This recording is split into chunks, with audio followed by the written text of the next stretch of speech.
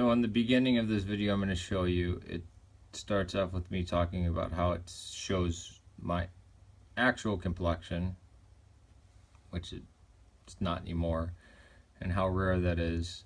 So hopefully it'll start now.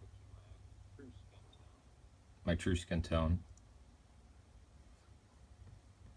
Again, not a racist. It's just, you know, I like looking my best and like looking how I actual look, and if preferable before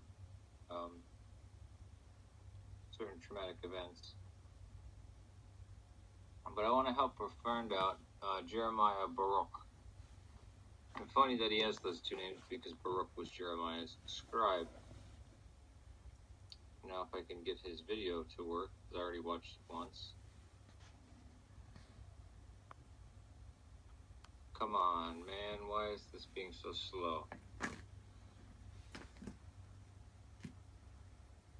Because I want to help him with understanding these icons. And let me start off now in case this doesn't upload or whatever. There goes my what natural. got called the Trinity, known as Rublev's Trinity. There's a lot of people who have a problem with that name. Can you guess why? Because images of the Father and the Son are banned. It's the Holy Spirit, not Son. I was given the icon of all creation, by a woman who was the chief icon writer at my original parish. And I thought, is that the Ancient of Days? No, because I can see Christ right there. That's supposed to be an image of the Father, and he looks very much like Zeus. You know, something right here. And my godfather suggested, just scratch that part out, or put a piece of tape over it. Or, you know, if you want to do something really extreme, bury it. But you should also talk to Father Bill before you do any of this. So I went to Father Bill, and he said, burn it. So, the Hospitality of Abraham that Rublev wrote, that icon, people may call it Rublev's Trinity, but it is absolutely not. It doesn't matter if all the angels look the same. It's the Hospitality of Abraham. Because anything else, and then you're saying that God the Father and God the Holy Spirit have bodies of flesh and bone and blood, and they eat, they smell, and they sweat.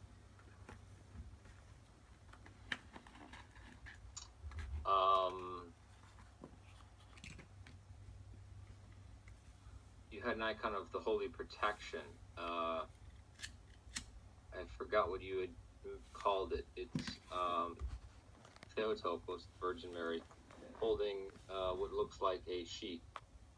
You know, it's not unfurled. It's just like she's holding just a sash, and that's the girdle sash that she wore in life, and that's what the apparition is holding.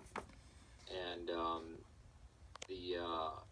the occupants of Constantinople waved that at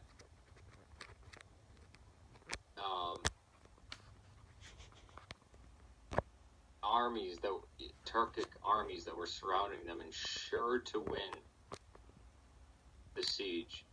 So they waved it to the east, to the west, to the north, and to the south, you know, across the battlements. And they woke up the next morning, and all the Turkics were gone. Many dead bodies were there. Now, it's not like somebody snuck out and killed a bunch of people. I mean, these people were dead in various places, and the rest of them had just fled in terror. So where we may see a compassion, you know, Lady Theotokos, the demons and the heretics see something much more horrifying.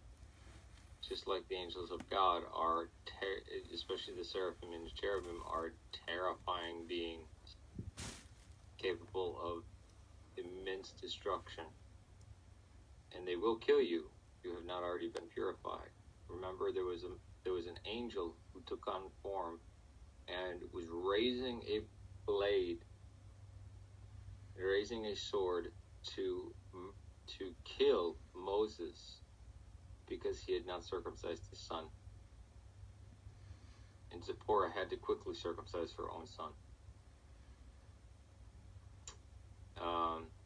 But remember, the icons of the Russians, because they're influenced by the West, a lot of them are now being restored on Mount Athos, and they can x-ray them and see that they looked more like what you would associate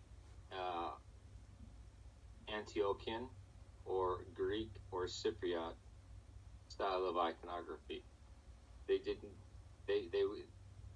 We are not supposed to be in our iconography is not art. In the Renaissance, they took the images of saints and made it into art. That's not what we do. We're not what we're supposed to do. So there should no longer be any more of these Western influenced icons where it almost looks like a photograph. None of them should be made anymore. And the ones that were quote unquote restored 500 years ago need to be restored again, because that is just a perversion that was laid on top. What of the icons that were written during that time with that style? There's nothing we can do about it. Now, I have Russian icons from around that period, just a few of them. In fact, I have a version of this icon that is done in the Russian style, and that is the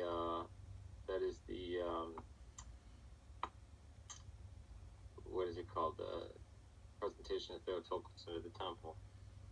God, that was a bad slip up, because that's my feast day. Let me see if I can find one of Joachim and Anna, and of course I can't.